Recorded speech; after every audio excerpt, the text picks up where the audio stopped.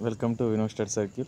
మనకి ఇక్కడ hall tickets downloads గురించి డైరెక్ట్ ఇట్లా సేమ్ వెబ్సైట్లో పేజ్ వస్తుంది. రెఫరెన్స్ ఐడి నుంచి కానీ సరే, ఆధార్ నెంబర్ నుంచి కానీ సరే, category of the post, medium of the post, date of birth, ప్రతిదీ సంబంధించిన దాంట్లో మనం ఇలా కొట్టేస్తుంటే ఏ సబ్జెక్ట్కి అయితే మీరు ఎవరెవరైతే అప్లై చేస్తారో దానికి ఎవ్రీ సబ్జెక్ట్స్కి సపరేట్ హాల్ టికెట్స్ అడుగుతున్నది.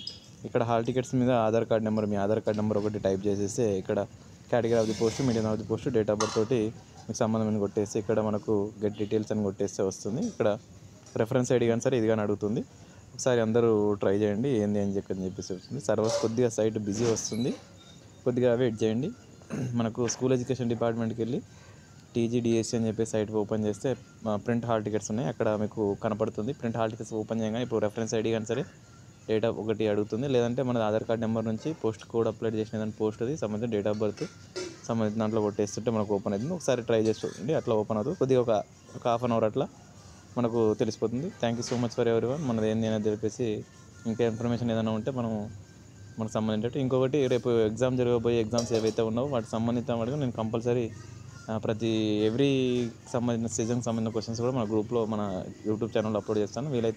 వీలైనంత మందికి షేర్ చేయండి, సబ్స్క్రైబ్ చేసుకోండి. Thank you so much for everyone.